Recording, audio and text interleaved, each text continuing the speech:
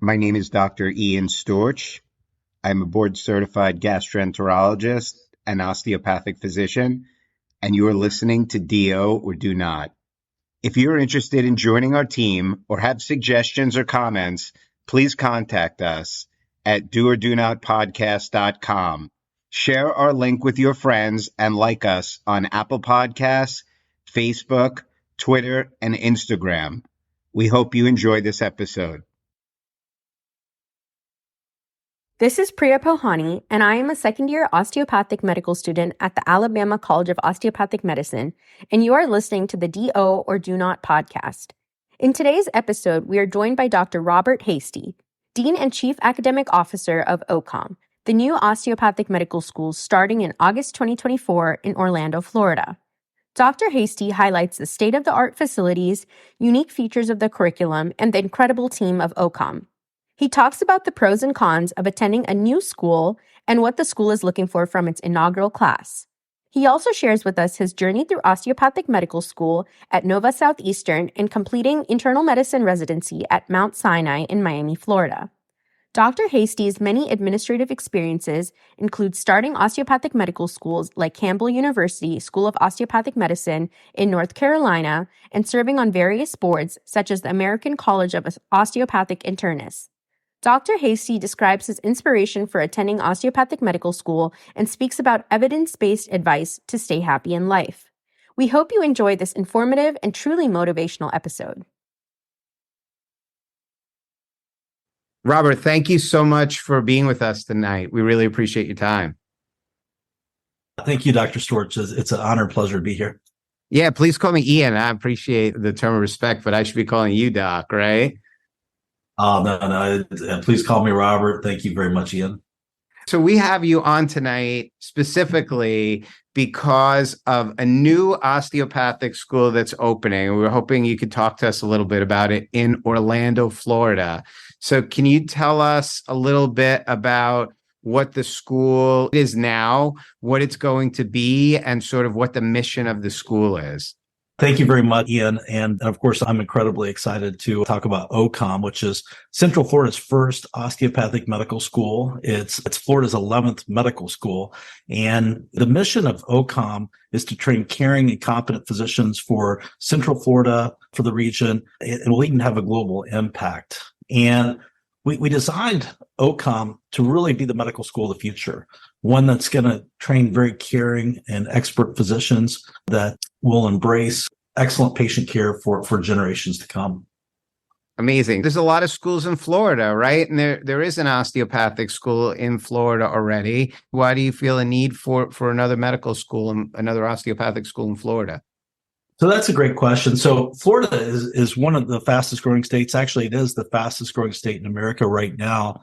And Central Florida, and obviously we're located right next to Disney World in Orlando, is really the epicenter for growth in Florida. In 2020, Orlando, or the Orlando Metropolitan Statistical Area, we had a population of 2.7, and that's going to 5.2 million by the year 2030. And the growth here is just incredible. And the need for physicians to serve this growing population, as well as aging population, is really off the charts. And so we designed OCOM to really meet those needs. And also, we really designed what we think will be an incredible medical school. There is another DO school right now. It's the Kiran Patel School, which was renamed, I think, for Nova Southeastern. Is that correct? Absolutely. And actually, that's my alma mater, the Nova Southeastern University, Dr. Kiran C. Patel University College of Osteopathic Medicine.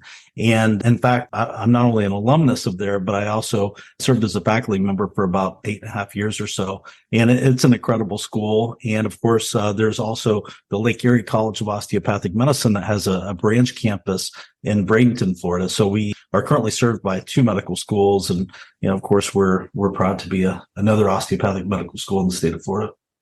Now, am I right in saying that Dr. Patel also has some work with this school as well? Is that correct? He did, yeah. And of course, we're incredibly proud of him. So Dr. Kiran C. Patel is our founder. He's funding the entire project, the Orlando College of Osteopathic Medicine. And if you look at all the expenses involved, it's over a $200 million project.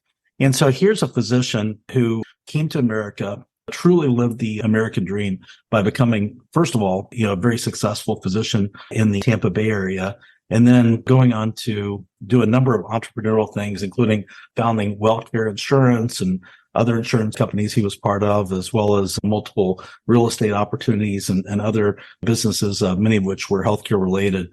And so he has a strong desire to give back. He actually gave the largest gift ever in the osteopathic profession to Nova Southeastern. He has a medical school in India that he had started. He's also developing a medical school in Zambia. But I tell him, and I guess technically this is his sixth medical school that at least he's had an impact on, because he has a MD school at NSU named after him and the two DO schools at NSU. But I always tell him that OCOM, we're very proud, and of course we're going to be the best. That sounds great. Okay, so you're starting, your first class is going to be in July. Is that correct? You're interviewing now for July. Is that the timeline? Correct. Yeah. So they'll start orientation July of 2024. And our first class, I guess officially the first day of classes will be August 5th of 2024. And we'll take 97 students for them. And we started interviewing, I guess, a couple months ago now, 6 weeks ago. And we've had just incredible applicants so far. A lot of folks from the Central Florida area, very, very talented academic folks. And obviously there's incredible excitement for going to medical school in Orlando and Central Florida. So we couldn't be more pleased with our applicants for our inaugural class. All right, Robert. So I'm going to ask you two sides to a question. So the first side is, and this is for our listeners that are thinking about going to medical school, what specifically is OCOM looking for in this inaugural class? So there's specific attributes that you're looking for in these 90 some odd students that you're going to be taking? Absolutely. First of all, this inaugural class, it's a unique experience to be in the first class of a medical school. This medical school is going to be here a long time, but I guess the difference for the inaugural class, it's you're the first class ever. You don't have upper class persons to relate to. You're the first class ever sitting in some of those seats, and you're the first going through those experiences. So I think that by itself attracts, certain folks that are willing to be pioneers in a certain way.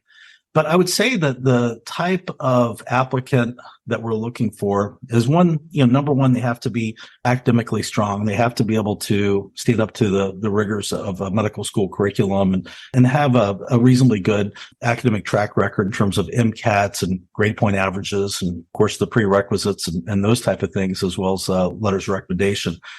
But I'd say more importantly, we're looking for someone who's going to become a caring and excellent physician.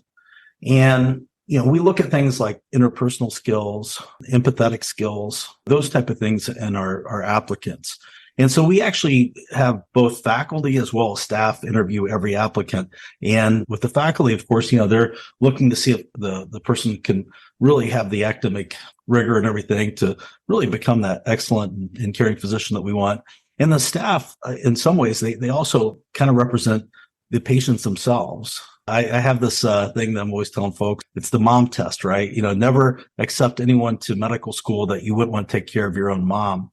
And I guess that works if you like your mom, right? I think most people do. But yeah, so that's really important. And it's like an art critic almost. When they look at a piece of art, an art critic can go up in 1 second. Sometimes you can tell if it's a genuine too. And I think that folks' ability to become, that caring and expert physician that we want. And so like I said, we've been very, very blessed with incredible applicants who I think are really just going to be terrific. So I love that's sort of a Malcolm Gladwell-esque comment. I think he talks about art critics that can smell a fake. So I think that's a great analogy. Robert, so I mentioned I'm going to do the flip side. So let's say one of our listeners is an excellent candidate. Their MCATs are great. Their boards are great. They pass the mom test. You're like, yes, this person, I would definitely love taking care of my mother. And they get multiple acceptances to osteopathic school or whatever medical schools of their choosing. And they think to themselves, well, this is a school that's just starting? And is there an issue if they don't get accreditation? And what are the rotations going to look like? So if an excellent candidate came with those sort of honest questions for you, what would you tell them to make them feel comfortable about coming to a brand new school? Well, that's an excellent question. And first of all, I always tell applicants, you always tell them like the old Ben Franklin, saying about marriage, right? Ben Franklin used to say, before you get married, keep your eyes wide open. And after you get married, keep your eyes half shut. And I think the same thing's true when you're doing many things, right? Including shopping for medical schools and, eventually residency programs and those type of things. You really want to, look very closely and see what's going to be the right fit for you. And being, part of the inaugural class of new medical school is not right for everyone. But I do think that for folks that would want to be part of the inaugural class, that would want to be new medical school in Central Florida, OCOM is really something special. We actually started with a sort of a blue sky type of thing. What would actually create the best medical school that we could possibly imagine? And we actually build upon that. And of course, there's the old saying that we can see farther because we stand on the shoulder of giants. And I think that's true with OCOM too. We've learned a lot from a lot of different people, and certainly our team's, extremely experienced at medical schools and starting medical schools. And so we've, really been fortunate to do that. But I think the things that differentiate OCOM significantly is our very modern medical school curriculum. And it's a very evidence-based curriculum, not only in terms of evidence-based medicine, but also evidence-based education. So we really try to look very closely at what are the aspects of a medical school that has been proven in terms of adult learners, medical education, medical school education. And so I think that probably not really anything in our curriculum that hasn't been done before, but I just don't think that anyone's ever put together all these different elements of the curriculum that's going to really be an incredible training opportunity for our medical students. And I think that, we also have created a very caring environment, one that's focused on wellness. So 25-acre campus that you can actually see fireworks every night from Disney World, to the on-campus apartments that we have 360 units for. So folks, if they choose to, they can live on campus in apartments, on-campus psychologists, 24/7 mental health providers, telepsychiatrists available, as well as learning specialists for every class and assigned mentors for all the students. I think all those things really make a difference. And I also think it's the community that makes a big difference too with the medical school. And so we're very proud that we have almost 1,000 preceptors and clinical faculty members. So it's about 970 or so. And this community of physicians really support OCOM in a very major way. They're there every time we need anything, and they're so excited about teaching the future OCOM students. We just could not be more thrilled with the support we have from that, as well as from our 20 healthcare and hospital systems. So we have affiliations with 19 healthcare and hospital systems throughout the state of Florida. And then we do have one international rotation over in India with actually Dr. Kiran C. Patel's hospital over there in Gujarat. And that will just be for elective, rotations that folks, choose to go there. But I think that the hospital systems that we have in Florida will really be excellent training environments. And we're also, focusing on what that looks like to have that learning environment in the hospital. So in terms of obviously credentialing faculty members and having that on-site director as well as coordinators to support the students, in addition to, having a supportive curriculum that goes along with those third and fourth year rotations. So I'm very proud with our curriculum, our environment, and most importantly, the team that's part of this organizational culture that really want to have a very caring environment for these osteopathic medical students. So I built a place where I would want to go to medical school. My daughter's 13 years old. It's a place I'd want her to go to medical school. And actually, she does want to go to OCOM one day. And I'm very, very excited about that. Yeah, Robert, that sounds amazing, exciting, and I'm sold. I think I'm good right now, but if I wanted to go back, it sounds like a great opportunity.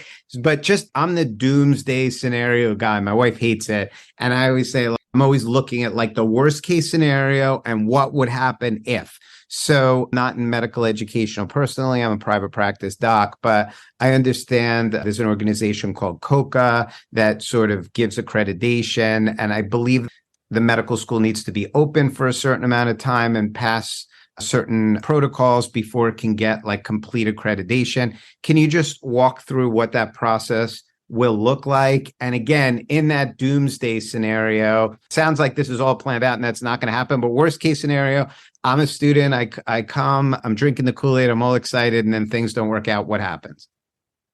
So excellent questions. Yeah, we actually are currently under what's called pre-accreditation status with COCA, which is the Commission on Osteopathic College Accreditation. We received that letter at the beginning of September, literally just over a couple of months ago, right before we started interviewing students.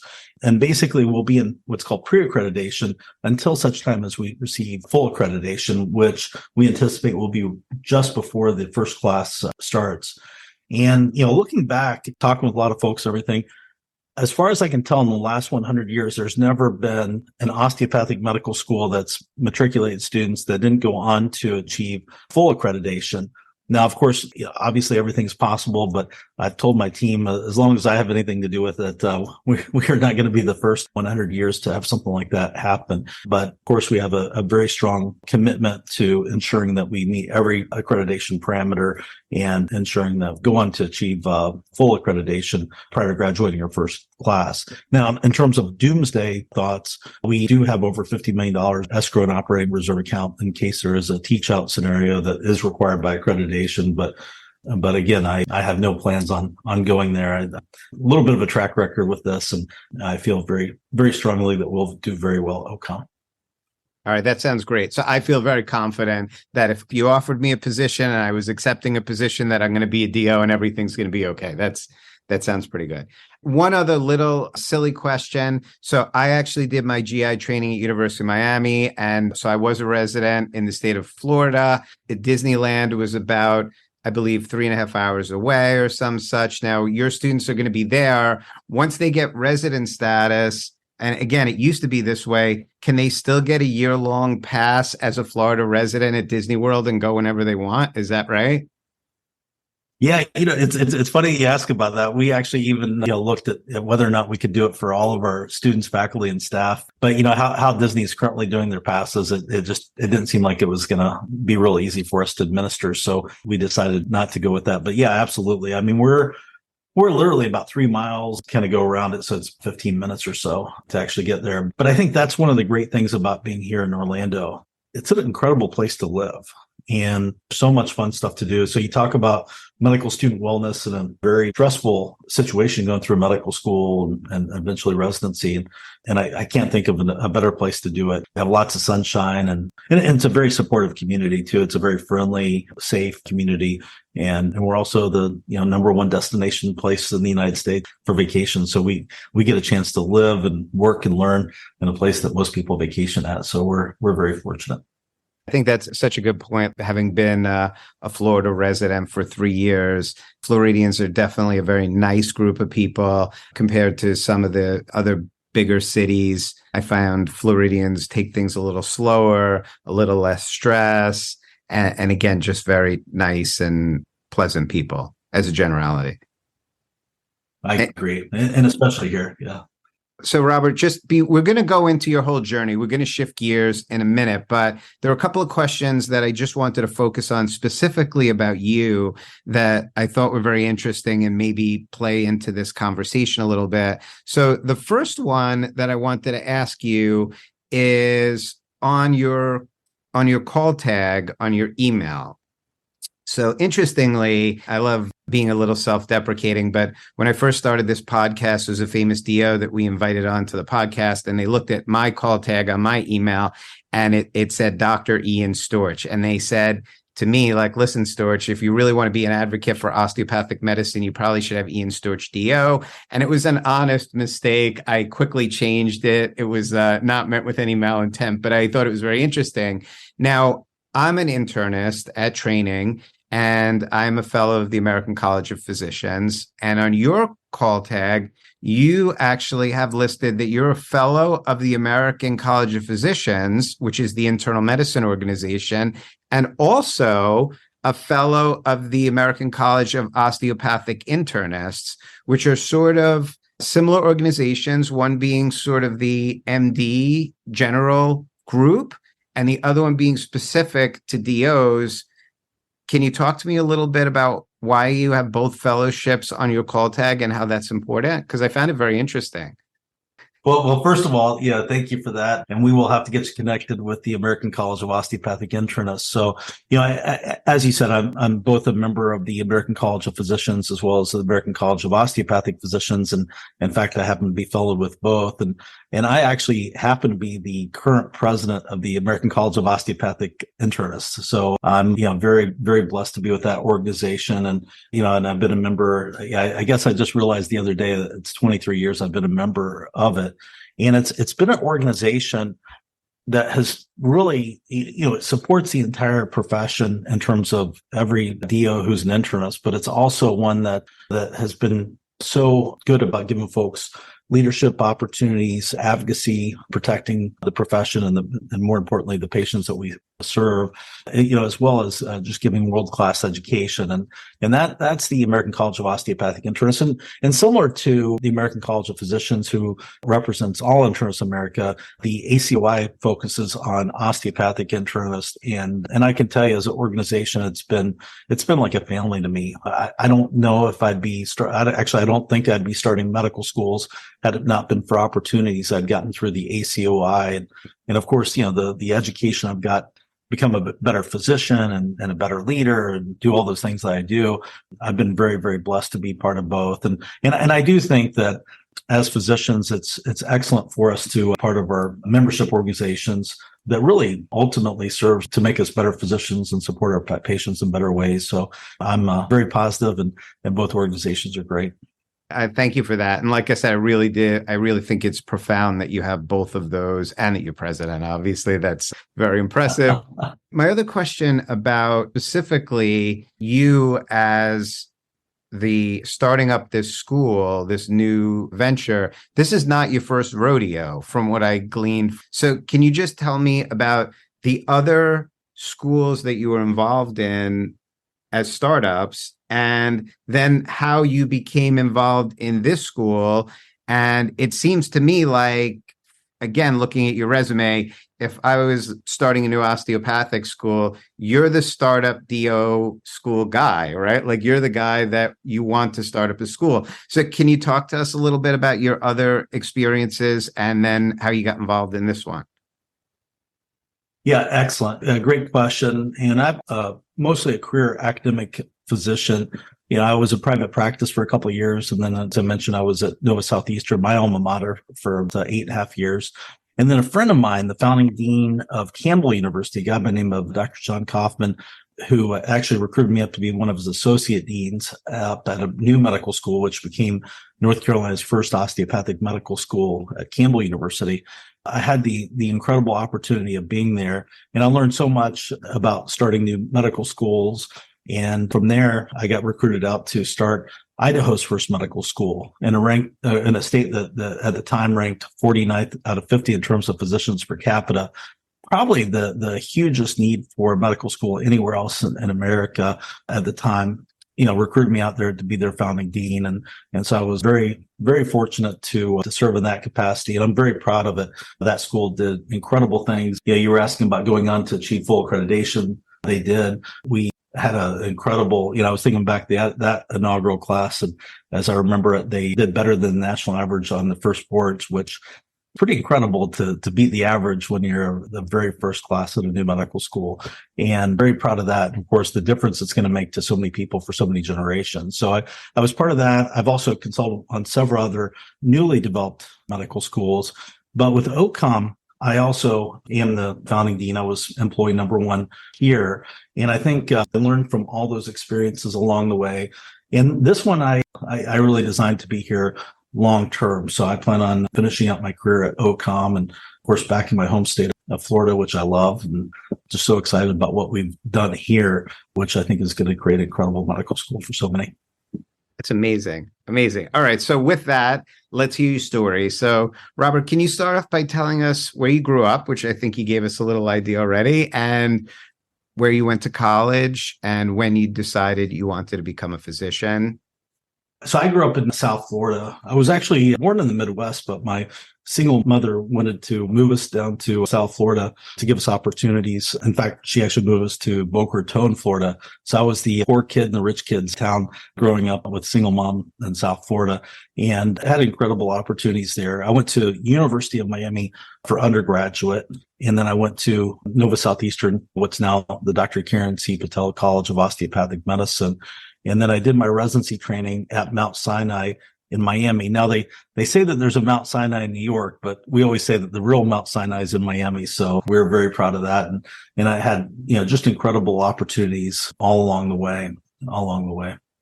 Again, I think we kind of paralleled a little bit. My fellowship was actually at University of Miami. So we had Jackson Memorial and we rotated through Mount Sinai while we were there, which is a great hospital. So take us back a little bit. Tell us a little bit about going from how you decided on osteopathic school and what it was like there. Great question. And University of Miami, I was a triple science major, biochemistry, molecular biology, chemistry, and biology. And I was a good student. And I was definitely knew I wanted to go to medical school. In fact, that was my whole drive through college. And one day I had the opportunity to talk to a family friend of mine. One of his close friends growing up was the then dean and actually the son of the founder of what is now called the Nova Southeastern College of Osteopathic Medicine, or Karen C. Patel College of Osteopathic Medicine, a guy by the name of Matt Terry. And he told me, he said, as a DO, of course, focus on treating the whole patient and excellent bedside manner and those type of things. And he also said that if I became a DO, I would have more opportunities in my career than anything else I could ever imagine. And so I listened to him. I went to Nova Southeastern, and I'm actually 100% convinced that he was right along the way. I don't think I would ever have had as many opportunities if I decided to go to the MD school than I had going to DO school. And, of course, we love MDs. MDs are great, and they do great things for patients throughout the United States. But being an osteopathic physician is something very special. And I'm so blessed that I decided to take this pathway in my career. And I've had so many opportunities. I've had opportunities that not only once in a lifetime, but once in 1,000 lifetimes. And I've had a few of these. So it's really just been incredible. So, very, very happy to be a DO.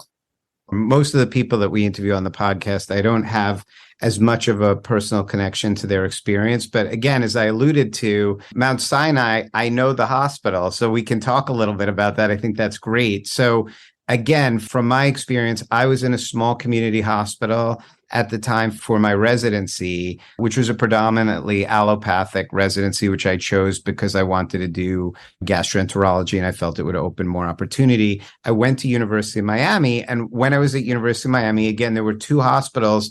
There was Jackson Memorial, which is kind of like the big public hospital in downtown Miami, and Mount Sinai, which is where you did your residency. And Mount Sinai was a predominantly DO residency program. And it was just a very interesting experience. I was so proud of the residents. So again, I'm going to ask you what you thought training there. But as a DO gastroenterology fellow rotating through Mount Sinai, I was always very proud of the quality of the residents that were there. So can you talk to us a little bit about how you chose that residency and what it was like training at Mount Sinai in Miami Beach? So technically, when I applied for the residency, literally the day before I started residency, it was called Miami Heart Institute. It actually merged and became part of the Mount Sinai system in the day I started residency. And of course, going in, I knew that was going to be the case. And so we became part of the infrastructure that had been there for about 40 years. And it was an incredible hospital system. It still is a great medical center serving the Miami Beach population, which had changed over the years from a predominantly retiree population to sort of what we think of Miami Beach now. And of course, the demographics and everything changed over the time. But great thing about, especially the time I went through, you had essentially both populations. You had a very aging population as well as kind of the younger population. And so we got to learn to take care of all sorts of patients, which was incredible. And you're right. I mean, the culture changed quite a bit. I mean, traditionally it was an allopathic or MD hospital, Mount Sinai, that had changed. In fact, I was the first DO ever to win the Howard King Resident of the Year award, which I'm, very proud of. But it was just because it was such a great institution. And it wasn't, I didn't even think about being the first DO or anything like that won that. I mean, I think it was just great experience and a great opportunity for me to learn medicine. And so people think about the differences that residencies can make. And a residency program can change your world. Number one, getting into the right residency program that's going to support you to become the type of physician that you want, and also lead to opportunities are going to push you forward to achieve your dreams. So I love my experience. And of course, it is pretty cool. That's another place where I train where most people vacation, right? Or a lot of people vacation in Miami Beach. So it was just incredible. And I think it was nice. I mean, I think it gave me, you talk about wellness, whenever I had the day off, I could relax and get some sun and have some good friendship with my colleagues. So it was an incredible place to train. So I know, Robert, we talked a little bit about where you've been since then, but maybe you can just briefly guide us through after you graduated, where you started, and again, kind of bring us along to where we are now.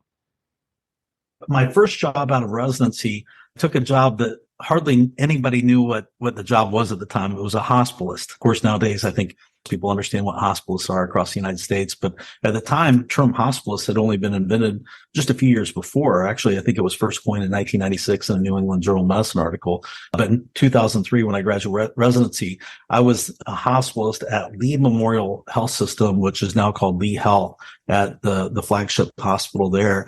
And I was one of the 7 hospitalists in the largest hospitalist program in the country for a company called Cogent, which was a leader in hospitalist program. And of course, only having 7 hospitalists, they thought that was a big program back then. And of course, now that would be one of the tiniest programs in the country for most hospitalist groups. But it was a very new field at the time. And I can tell you the opportunities and the experiences I had as a young attending physician, taking care of the patients who needed it in Fort Myers. And of course, I spent most of my time in Lee Memorial Hospital, which is probably the most underserved area in Southwest Florida. And it was an amazing experience. It was a great hospital system. I loved it. And then one day I was there for about 2 years and I literally woke up. People say that they have callings to go in certain things like religion or anything like that. I literally had a calling to go into medical education. I'd been teaching medical students each month at bedside. I'd taken students in, from a couple different schools and training them. And I said, this is, as much as I love being a hospitalist and I was living my best life and all that, I wanted to teach the next generation of physicians. So I took a $100,000 pay cut. I went back to my alma mater, NSU, and started teaching, and the rest is history. So it's been an incredible career. Amazing. And you mentioned that, we always talk to people about, and maybe you can comment on this, taking opportunities that maybe you don't know are going to lead you somewhere else. Like someone asks you to get involved or you decide to get involved, and then it opens other doors that you would never dreamed of. And I think you mentioned getting involved in the ACOI and in osteopathic medicine, and that leading you to help to found all of these different schools. Can you talk about that a little bit? I think, and of course, think about this so often, right? I'm so incredibly blessed and grateful and appreciative of all those people and experiences and organizations that have helped me along the way. And you mentioned ACOI, the network, the collegiality, the friends that helped me along the way, the mentors going through the whole process, not only when I was in medical school and residency program, but also as an attending physician and subsequently in the academic world, all the folks that helped and mentored me. And we can't do this without each other, right? And to me, I think that all these experiences I've had really propelled me forward. And so I just do this as a result of them giving me these opportunities. And of course, I want to pay it forward and make a difference. And that's. To me, that's what it's all about, right? Living our life with purpose. Personal mission statement is to make the world a better place by improving the lives of the people around us. And I truly do focus on that. I know that with OCOM, what we're going to do, it's going to give opportunities for folks for generations to come, and to have these excellent physicians that are going to care for folks in a very expert way. But as a result of what we're doing here, I mean, to me, that gives me incredible purpose in life. We have our personal lives, and that gives us a lot of purpose, right? Our family, our loved ones. But from a professional standpoint, to be able to do what I've done, I mean, I tell my family, I said, I'm so fortunate. I know one day when I retire, I've lived multiple lives worth of purposes. I've been very fortunate just to have the opportunities to do it. So I'm very grateful. Robert, I think that's amazing. I have chills listening to you. I mean, it sounds so exciting and you're so passionate. And I obviously have no question that you and OCOM are going to be successful. And again, we so appreciate your time. I'm just going to shift into our grand finale question that we ask all the docs that we have on our podcast. Can you give us some wisdom or advice that you've been given from someone else that, maybe a mentor or someone that's helped you along the way, a piece of advice that has really impacted you that you think is important and you would like to pass on to our listeners? Excellent. Well, thanks for that question, Ian. One thing that I'll just briefly mention, and it's something we don't talk about enough in our profession. Most folks don't realize this, but the physician profession is the highest suicide rate in America. We're about 3 times the national average. Years ago, I remember they used to say it was the dentists, but it's actually the physicians now. And of course, we don't talk enough about pursuing happiness and satisfaction as being physicians, which I think we probably should more. And of course, that's part of my professional work, trying to create joy in medical school for the students, the faculty, the staff, and of course the patients that they will serve. But from a very personal level, I can tell you one journey I've really focused on a lot in the last 10 years is really how to be happy. There's a lot of new stuff in the last 20 years about, happiness and positive psychology. One of the works I've really greatly admired is Neil Periska, who's taken a very evidence-based approach to happiness. I'll leave this with you because I know you have a lot of physicians listeners. So he says, based on the evidence, there's 3 things that you can do each day to improve your chances of being happy. Number 1, positive journaling. So to positively journal each day, good things that happen in your day. And there's different ways to do it. There's the rule of 3 where you have to say the 3 best things. You can actually write it down in a journal, just the positive things, the best things that happen in your day, because that leaves you at the end of the day going into your dreams with the positive stuff. We do that at dinner table. I've been doing it since my little girl was little. And now she asks me the question every night, what was the best part of your day? And I can tell you doing this has made a difference. The second thing is do at least 20 minutes of outdoor exercise each day. It could be walking. It could be bicycling like I do. It could be running. It could be, whatever. But just spending 20 minutes outdoors each day, there is some evidence to suggest from a happiness standpoint.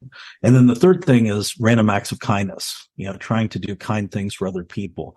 I find this is the hardest thing to consistently do every day. I've done it before where about the Starbucks for the people behind me, or certainly as physicians, we're in positions to really just do some kind things to patients, whether it's you personally walking over to the bed warmer, getting out or the warm blanket for that cold patient, it may not even be your patient, those type of things that you can do each day as physicians. And I can tell you, I've never been happier than I have in the last several years since I've been focusing on these things. I wish your listeners same happiness and even more. And of course, it's a pursuit, right? The founding persons of our country said that part of America is the pursuit of happiness. And I think it's a lifelong endeavor to try to pursue it. And I wish you great happiness, Ian, and all the listeners. Yeah, Robert, I have to tell you, we're about 120 episodes deep and we ask that question every time. And that may be my favorite answer. So I think you just set the bar higher than we already had it. That's great advice. And I'm going to go back and listen and write those things down and try to incorporate them into my own life. And I appreciate that. Thank you so much, Ian. Really appreciate it. Robert, I think you're going to be greatly successful. I hope all of our listeners hear your voice and apply to your school. And again, I think the whole project sounds spectacular. Yeah. Well, thank you so much, Ian. And I hope to give you a tour one day when you come next time you're in Orlando. Really appreciate the opportunity of being here, on this podcast, and of course, spending more time with you. It's been such a pleasure and honor. This concludes our episode of Do or Do Not. Send all inquiries, comments, suggestions, and even let us know if there's someone you want us to interview to doordonotpodcast@gmail.com. Don't forget to like us on Facebook at Do or Do Not Podcast for updates. If you enjoyed our podcast, please share it with your classmates and administration. We have plenty of more interviews lined up, and we're excited to share them with you. This is Tian Yu Shea. Thank you guys so much for listening to Do or Do Not.